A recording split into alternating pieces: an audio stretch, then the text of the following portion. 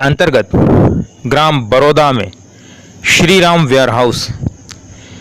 इस ware house में वृत्ताकार सहकारी समिति मर्यादित बेलखेड़ा ने खरीद केंद्र बनाए थे और यहाँ गेहूं की खरीद की गई थी। गेहूं की खरीद के दौरान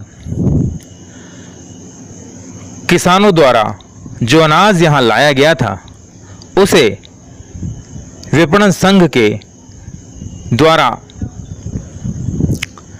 तय किए गए मानकों पर जांचा गया, परखा गया और उसे पास किया गया। उसके बाद उस माल को खरीदा गया, किसानों को पर्ची भी दे दी गई और किसान इस बात को लेकर आश्वस्त हो गए कि आने वाले समय में जल्द ही उन्हें उनकी उपज का पैसा दे दिया जाएगा। लेकिन इस बीच खरीद केंद्र में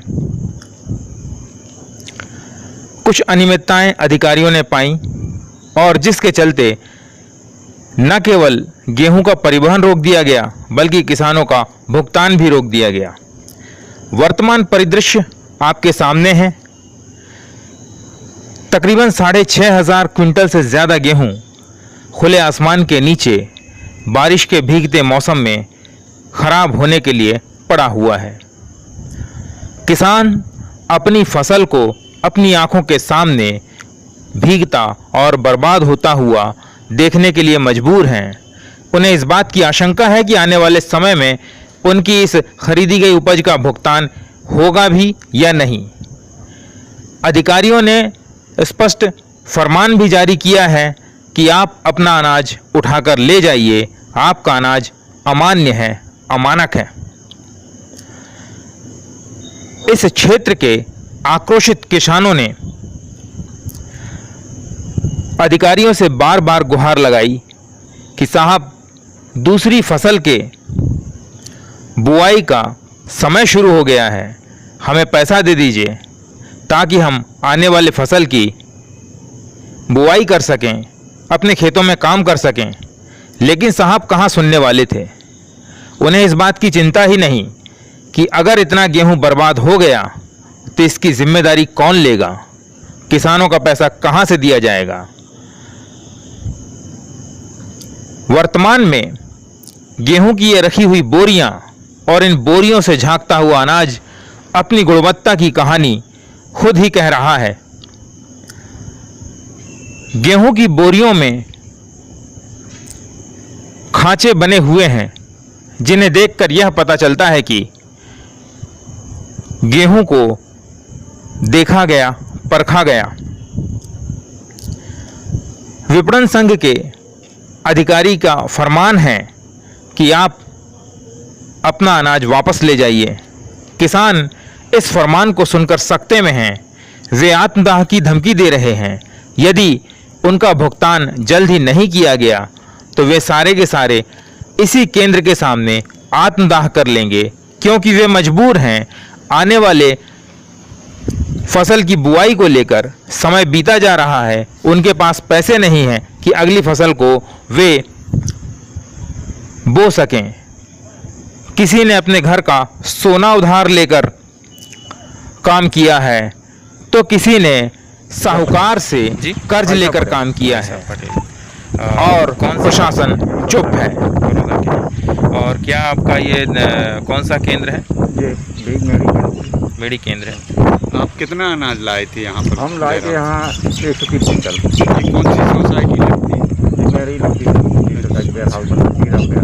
तो अब आपका माल? हमारा माल तुल गया, सब हो गया, पेमेंट नहीं आई। आपको पर्ची मिल गई थी? माल मिल गई है, सब कुछ। आपने माल कब तुलवाया था? 7 मई को। 7 मई को तुलवाया? 7 मई को पर्ची मिली थी, माल को एक दिन पहले। आप क्या बोल रहे हैं? हमारा पैसा नहीं आया। अच्छा, आपने ऊपर अधिकारियों से अवगत कराया? वहाँ भी गए, कल लगे प्रबंधक हो गया है, जब तक नया प्रबंधक नहीं होगा जब तक पेमेंट नहीं होगा। मेरा नाम ब्रिजेश बादल है। मैं ग्राम मुड़ना सड़क का रहने वाला हूँ। मैंने यहाँ पे 450 कुंटल गेहूँ दिया है। मैं सिक्किमी ज़मीन भी करता हूँ, कुछ मेरे पास भी है। कल हम लोग यहाँ केंद्र आए थे पेमेंट पता करने, तो हम लोगों को यहाँ बताया गया अधिकारियों द्वारा कि आप अपना गेहूँ वापस ले जाओ, इसकी ना पेमेंट होगी ना कुछ होगा। तो हम लोग फिर अपना ये ज्ञापन बना के कलेक्टर साहब के यहाँ गए थे। फूड कंट्रोलर साहब को हम लोगों ने ज्ञापन दिया और फूड कंट्रोलर साहब ने पहले हम लोगों को बोला कि आप अपना माल साफ़ कराइए। तो हम लोगों ने उनको बताया कि हमारा माल पूर्ण रूप से साफ़ है। और रही बात उठाने की, तो जब हमने ग्राम सोसाइटी में दे दिया माल, तो हम कैसे उठा लेंगे माल? आज हम माल उठाने की स्थिति में हैं क्या? आज हम माल उठा सकते क्या सर? हम एक बोरी नहीं यहाँ से ले जाएंगे। हमारा माल आप परिवहन करो या यहीं सड़ जाए। आप स्थिति देख रहे हो, माल रोज सड़ रहा है, बारिश हो रही है, गवर्नमेंट माल नहीं उठा रही, कोई एक्शन नहीं ले रही है। 15 दिन से ये कहानी चल रही है। कितनी कुंटल अनाज है ये 6800 कुंटल करीब अनाज है। कितने किसानों का होगा? ये कम से कम 100 किसान हैं इसमें, छोटे छोटे, जैसे हम हैं, हमारे जैसे बहुत से किसान और हैं, जो सभी लोग।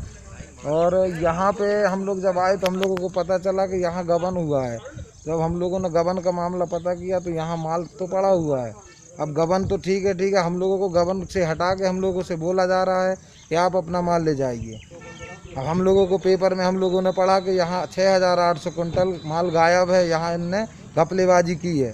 जब हम लोग यहाँ आए प्लांट के अंदर तो हम लोग को 6800 कुंटल माल यहाँ रखा मिला। और आज वो 6800 कुंटल माल की हम लोगों को बोला जा रहा है कि आप वापस ले जाइए। एक तरफ गवर्नमेंट बोल रही गबन किया है, एक तरफ बोल रहे वापस ले जाइए। या तो हम लोगों को इसमें कहाँ गलती है? हम लोगों की पेमेंट होना चाहिए और हम एक बोरी वापस नहीं ले जाएंगे यहाँ से। भुगतान होना चाहिए, भुगतान होना चाहिए समय पर। और ये बोरी ये सड़ जाएगा, इसकी जवाबदार गवर्नमेंट है। और जो प्रभारी से अपन फ़ोन लगा के बात करो तो उसकी DMO सर ने, विवेक तिवारी ने, उसकी FIR करवा दी। वो यहाँ आता नहीं देखने के लिए। पूरा माल यहाँ ऐसा पड़ा है, माल सड़ जाएगा, कौन पैसे देगा? हम लोगों से बोल रही है तुम्हारा माल है, तुम लोग ले जाओ, सड़ जाए चाहे कुछ हो जाए। ऐसा हम लोगों को बोला गया कल कलेक्टेड में। ये कौन सी वेयर हाउस है? ये श्री राम वेयर हाउस उड़ना मेहड़ी सोसाइटी है। यहाँ पर बेलखेड़ा वाले खरीदी करते थे। बेलखेड़ा सोसाइटी खरीदी प्रभारी रोहित शर्मा थे, केंद्र प्रभारी। नाम बता दीजिए। ब्रजेश बादल, उड़ना सड़क। संजय पटेल। जी, आप क्या करते हैं? कृषक हैं। अच्छा, कहाँ से हैं? ग्राम बड़ौदा। जी, यहाँ आपका भी माल रखा हुआ है? जी। ये बाहर रखा हुआ है या अंदर रखा हुआ है? नहीं, बाहर पड़ा है। बाहर पड़ा हुआ है। समिति वालों का क्या कहना है? पेमेंट आ गया आपका? नहीं, पेमेंट नहीं आई हुई है। समिति वालों से बोलते हैं तो कहते भैया आप वहाँ जाएं, कलेक्टर महोदय के पास, DMO के पास जाएं। जिसकी शिकायत कलेक्टर महोदय को की? जी, कल गए थे तो वो बोल रहे कि नहीं आप माल उठाएं, पड़ा हुआ है, या समिति वाले भुगतान करेंगे इसको। तो वो शर्मा से जाके पूछो क्या करना है। कितना अनाज लाए थे आप यहाँ पर? मेरा है 315 कुंटल। ये कौन सी वेयर हाउस है? ये श्री राम वेयर हाउस। कितने का माल था आपका? हमारा है 6 लाख करीब। अच्छा, इस पूरे वेयर हाउस में कुल कितने का माल मतलब इस तरह से बाहर पड़ा हुआ है? पड़ा वही 6500 कुंटल करीब। 6500। कितने का माल होता है ये करीब? 20-22 लाख। अच्छा, लगभग 1.5 करोड़ का माल। जी। तो कहना है कि खराब पड़ा हुआ है। तो आपका क्या कहना है? पूरा माल साफ हुआ, वो आने के लिए तैयार नहीं है, ना चेक करने के लिए तैयार है। बोल रहे हैं कि मैंने चेक करवा लिया है, साफ माल पड़ा हुआ है। ये माल है, बिल्कुल साफ माल है। वो खेती के लिए बहुत ज़रूरी है पैसे। अच्छा। अभी आगे की खेती फिर कैसे कर पाएंगे? धान का रोपा भी, उसका भी समय अभी बीज लिया ना, खाद लिए, कुछ नहीं लिए। जहाँ भी जाओ पैसे लिए, कर्जे लेने भी जा रहा हो तो वो मना कर रहे हैं कि भाई मेरे पास नहीं है, पूरी खेती भी ऐसी पड़ी हुई है। एक सवाल ये उठता है कि जब आप लोगों ने माल दिया होगा तो विपणन संघ से कोई अधिकारी आया होगा, उसने माल को चेक किया होगा, पास किया होगा? डेली आते अधिकारी आए, उन्होंने ट्राली से चेक किया, सैंपल रखा है ट्राली से, और 3 बार चेक हुआ है। आपका भी माल चेक हुआ था? पूरा चेक हुआ है। और उन्होंने पास किया था आपका माल? हाँ, पास किया है। 3 बार चेक हुआ है, ट्रालियों से सैंपल गया है। उसके बाद भी उसे अभी उसका पेमेंट नहीं बता रहे कि आपका माल सही है नहीं। ट्रांसपोर्टिंग तक नहीं हुई मेरे माल की। जी। नाम बताएं आपका? संजय पटेल। कौन सी गांव से? ये बड़ौदा का।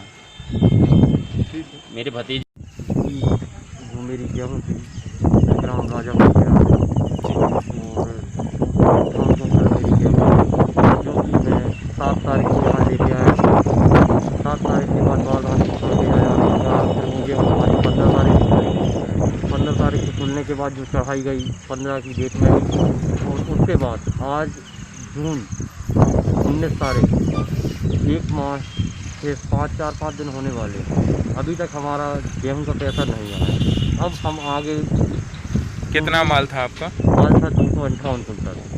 अभी आगे हम जैसे धान की बुआई करना चाहते हैं, अब हमारे लिए ये दिक्कत है, ना तो हमारे पास बीज के लिए पैसे हैं, ना खाद के लिए, ना तो हमारे डीजल के लिए। अब इतनी परेशानियों में हम जूझ रहे हैं, कहीं हम ये साहूकार के यहाँ जाते हैं, कहीं उस साहूकार के यहाँ जाते हैं।